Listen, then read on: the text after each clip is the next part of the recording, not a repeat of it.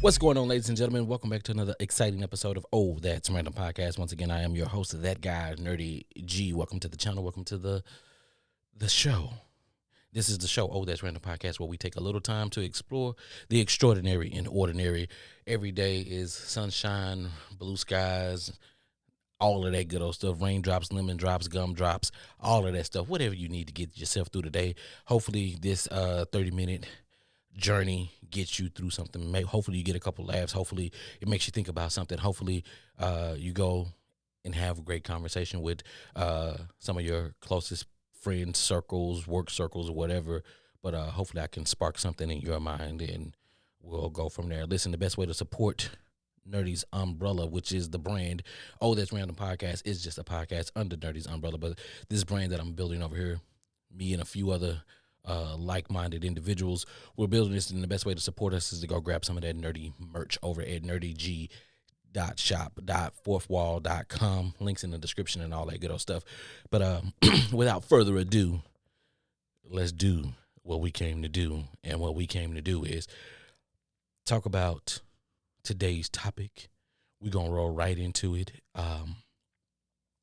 Two words that are the most terrifying words in the world, the two words that will break a human being down and make them lose their crap. The two words that will have them feeling emotions that they never felt before: confusion, frustration. Why must I say? What are these two words? Two simple words. I'm sorry. Yes, ladies and gentlemen, I'm talking about saying I'm sorry today. Listen, I'm telling you, and this is coming from a place of curiosity for your guy Nerdy. The whole thing is baffling, mind baffling. Okay. Kids, young kids. I have young children. I have a young child by the name. I have a young child that is 5 years old. And when I ask him, or when I tell him to say that he's sorry, he breaks down, and it's like he's fighting to say the words, I'm sorry. And then it got me to thinking. It was something small for him to say I'm sorry for. It was nothing big, but it was something small. And then it got me to thinking. It got me to thinking back when I was younger, and how me and the word I'm sorry didn't get along at all whatsoever. We didn't get along. Me and I'm sorry, wasn't it? Future. Future had it in a song, says, if she catches me cheating, I will never tell her I'm sorry. I felt that.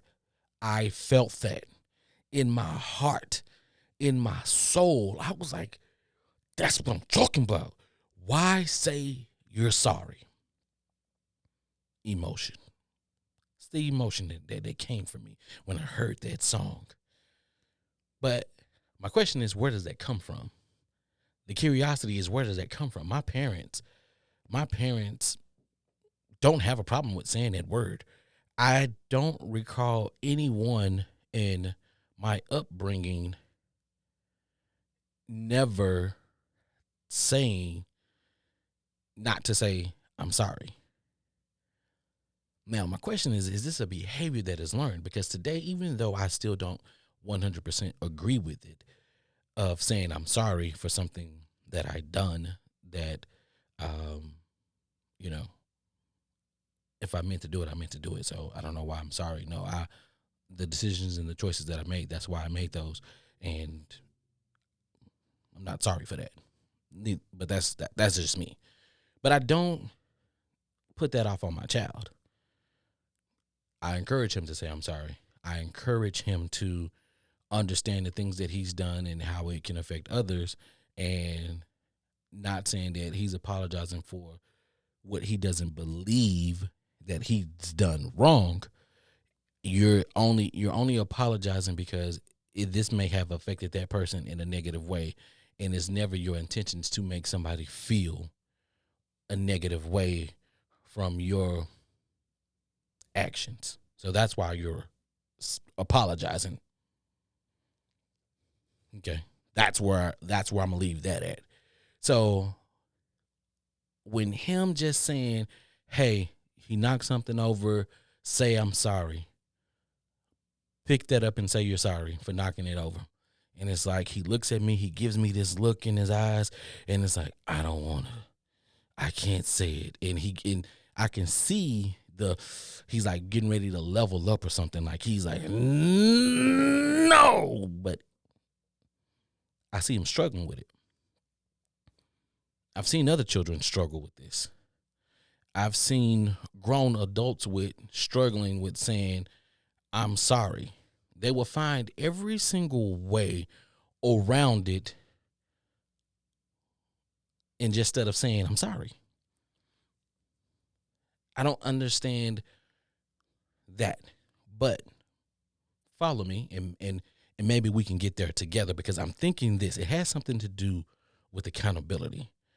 And far as we know, characteristics, behaviors, we don't believe that because my grandfather acted this way and he made choices and decisions this way, that doesn't necessarily mean that his grandson or his great grandson is going to act, think, and move and operate the exact same way that he did.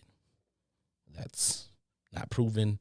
If it is, somebody correct me, put a link in the description, put a link in the comment section, show me the study that with the information to back that up. I'll go check it out. I'll come back and I'll say, hey, I was wrong. I made an error. There's a study that shows X, Y, and Z. But until then, let's go with this. So I'm not understanding how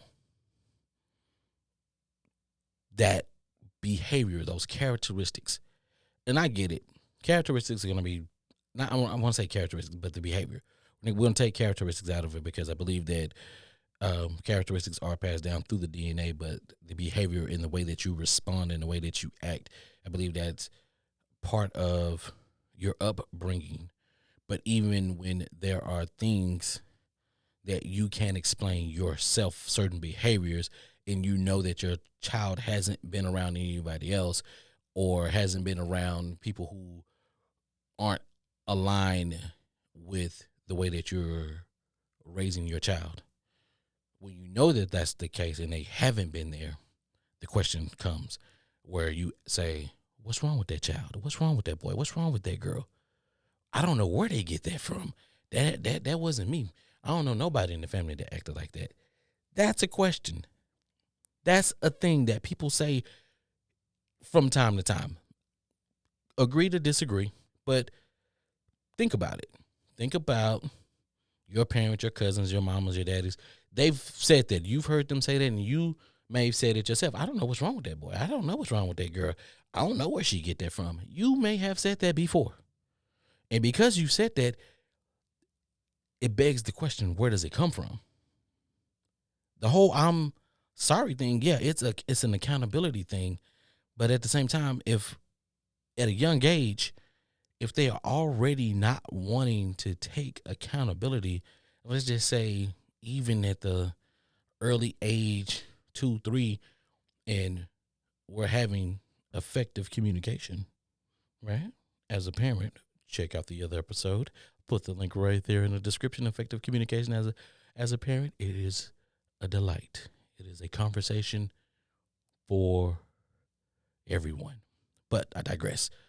So if you have been instilling those things in your child before they can walk, and then you tell them to say sorry, and they start exhibiting these emotions where it's like, I don't want to say they about to like bust out their skin like the Hulk or something like that, but that's a bit alarming. That's a bit alarming to me. Take me for example. Let's go back when I was younger. You would call me a class disruptor. Some would say that I was a class disruptor. I'm not going to go as far as a class clown, but we're going to say I was a class disruptor. Now, my logic was this. If they say, Nerdy, you need to apologize for disturbing the class, my response is, I didn't disturb the class. Yes, was I talking? True. I was talking. I was talking to where I was talking to, let's say, I was talking to Larry.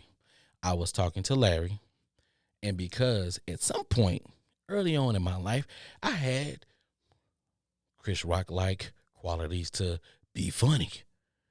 And because I delivered a joke and Larry laughed out loud and couldn't control his laughing, that's not on me. I delivered a joke. Larry thought it was funny. I was using my inside voice. Everybody else was still working. That's not my fault. But if Larry laughs out and says, Nerdy, you're funny, or Nerdy's making me laugh, then that's Larry projecting the fact that, or in my mind, that's Larry not taking accountability for the fact that his outburst is causing a disruption in the class. Not the fact that I told a joke at whispering, right? Using my inside voice whispering, and he laughed out loud to disrupt the whole class. I followed the rules, used my inside voice. Nobody heard the joke but Larry. Larry busted out laughing. Larry didn't want to take accountability for disturbing the class. He said that Nerdy was the one who told him the joke and made him laugh out loud. So now Larry doesn't have to apologize to the class. Nerdy has to apologize to the class for disrupting the class. Nerdy didn't agree with that, and Nerdy didn't apologize to the class. And Nerdy went to the office, and Nerdy's mother was called. Simple. That's what happened. And I don't know, me personally, I don't know where that came from. Like I say, my parents, my cousins, everybody that I grew up around, I'm sorry was in their vocabulary. Them saying I'm sorry was in their vocabulary. Telling you sorry. And my emotions, whatever was inside of me was like, nah. So I want to explore, like, how do we get to that point? Where do we go? How do we get to that point? And what is at the deep root center of that? Why do we not want to say I'm sorry? Why do we not want to be held accountable for the things that we possibly may have had a hand in? Now, Larry would have took accountability for saying, I'm sorry for laughing out loud and actually causing the disruption. The cause of me laughing out loud was the fact that Nerdy told me a joke. Got it. But I'm not responsible in that moment. But if he would have done that, maybe I would have been more receptive to say, I apologize for telling a decent joke that had Larry laughing out loud. But I didn't disrupt the class. I was only talking to Larry. So me and Larry both were finished with our work so we can talk by using our inside voices. So therefore, I shouldn't be held accountable, or I shouldn't have to tell the entire class that I'm sorry for disrupting the class when I didn't. I did what I was supposed to do. I followed the rules. This is me being that person that is hanging on to every single word, and I'm going to follow the rules. Sometimes I break the rules, I bend the rules, but in certain instances, I will follow the rules to a T. And when I follow the rules to the T and it doesn't seem like, hey, this is the truth. We know that the truth is boring. We know that the truth is, nobody really truly cares about the truth because the lie, the action, the reaction is better than what the truth can be. So that was Larry. Larry didn't take accountability. So in that instance, the teacher gave Larry an escape to not take accountability, but put the blame on somebody else. And I feel like that's what goes on in today's society. Nobody wants to take accountability. No one wants to say I'm sorry, because to say I'm sorry means to say that you did something wrong. To say I'm sorry means that you you hurt somebody, and nobody truly wants to hurt nobody. But yet we watch things like wrestling, we watch UFC, we watch hood fights, we watch car crashes, we are obsessed with serial killers, we're obsessed with uh crime, number one podcast genre in the world. So there's something there. We want to see it, we want to experience it in a way that my hands are clean. It wasn't me. I didn't do it. I wasn't the one. And I get that. I get that. But the whole deal coming back around, and then it's like when it's on you, you do everything in your power to take it off of you, because you don't want to be put in a position to say, I'm sorry. Some people I believe can sit and say, I'm sorry. I just don't I don't know what was different in their upbringing. I don't know any person that would tell their children when they're coming up not to say I'm sorry. I haven't heard of those individuals. I haven't seen those individuals. If you guys know some individuals like that, put it in the comment section. Let me know. I don't claim to know everything. I'm nerdy. Yes, I am. I know a lot of things, a thing or three, but I don't know that. I don't know of examples like that. I haven't heard of examples like that. If that is a thing out there, if that is something that is going on, because I'm not saying that it's not possible, that it can't happen, but at the same time, I do believe that, there's got to be something more to that. And I briefly talked about the passing down of the behaviors through DNA. We know that the characteristics are there because we'll see them in our facial features, and we'll say, "Oh, that they favor that person. They may act like that person a little bit, but the behavior, the thought process to say, like to not want to say I'm sorry." So, like if I grew up and the way that I am now, like how I feel about the word sorry, because I'm so strong and passionate about not saying I'm sorry. Can I honestly, truly say that that's what I did to my child? I pushed that off on my child. Um, and that's not what I'm teaching them. Today, I will say I'm sorry. I will explain why I'm saying that I'm sorry to a person, because I want that person to understand. Like, I don't want to hurt you. I don't want to come off seeming as if I intentionally did something to hurt you, because that's not the type of person that I am. If I said something that may have offended you, tell me. Let's have a conversation about it, because my intention is not to offend you or hurt you, but to learn from one another. And sometimes my mouth does get me in trouble at times, sometimes, but that's okay, because I can accept that. If somebody tell me, "Oh, you can't say that. You can't you can't say that because this is viewed this way in this group or in this setting." Got it. I'm sorry. Thank you for making me aware of this, and I won't allow this to happen again. And that's that.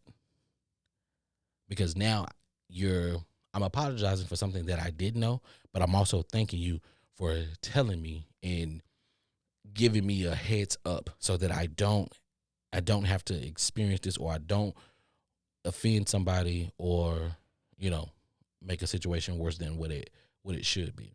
My thought process still stands on the way that I feel about saying I'm sorry.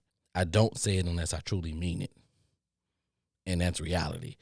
But for children, young children, and we know that some adults, and even in this what we call soft parenting era, we know that there's more communication with the child. There's more white gloves, Mickey Mouse hand gloves handling with the children, and helping them to understand the why that we're saying we're sorry and those type of things. But the children are still hell bent on not saying I'm sorry. Not all of them, but there's a hefty amount of children out there. You tell them, hey, say I'm sorry. Why? Not telling them I'm sorry. Why? Why do I have to be sorry? And you just kind of like, yeesh. Like, I'm glad my child's not talking back to me like that. Because I don't know. He probably will be somewhere next week is what I'm saying. Not today, but he'll be in somewhere next week, like next Thursday or something like that. He's not going to be in the same time frame. We might knock him into another universe, another dimension, multiverse or something like that, and we'll have to go find him. But yeah, no. I mean, I'm not going to be the dead horse. You guys know. It's just a question. It's just something for you guys. Ask yourself, is saying I'm sorry that bad? Is it that bad? Does it hurt you? Does it make your stomach turn? Or do you not say I'm sorry because you don't want to be held accountable or you don't want to feel as if you did something wrong? It's just a question. I said it once before. I'm not going to be the dead horse. Y'all know what we're about to get to, and that is the musical section of this wonderful podcast where we take a little time to explore that extraordinary and ordinary. We're going to listen to that, and I'm going to come back and I'm going to wrap this up, okay? Let's go. All right, ladies and gentlemen, welcome back to the wrap-up. And listen, if you made it this far in the show, I want to appreciate you. I want to tell you that I appreciate you. Nerdy appreciate you.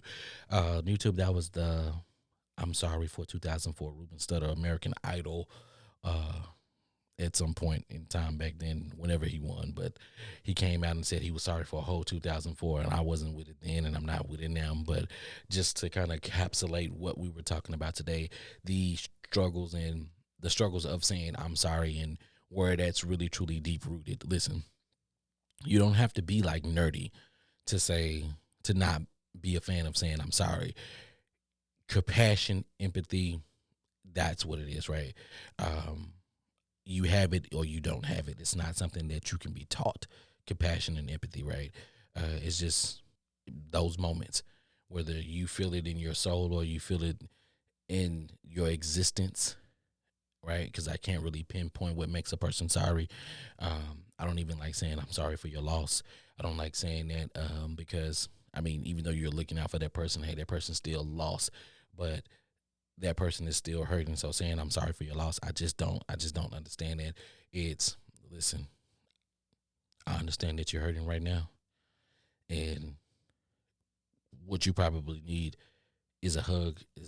And if that's okay with you, I'd rather give you a hug than saying something that I don't mean. I can't. If we believe in the divine and saying, hey, everybody has a time, they have a date and said, we don't know it, but if this was their time to go, this was their time to go, and this is what is supposed to happen. My thing, Nerdy, we know you can't stop what's supposed to happen, and this was supposed to happen for whatever reason. You're going to come out of this stronger. There's going to be that. I know you don't want to hear that right there at that point in time. So the best thing for me to do is to do something that I am not a fan of, and that's giving people hugs and physical touch with anybody else. But I will give a person a hug in that setting if it's warranted, if they are receptive and they want to receive that.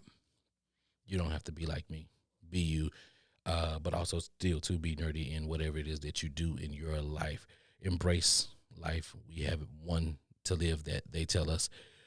So let's do that. And remember, once again, this is That's Random Podcast, the show where we explore the extraordinary and ordinary. And once again, if you want to help this brand, Nerdy's Umbrella, right here on my chest, right here, big logo.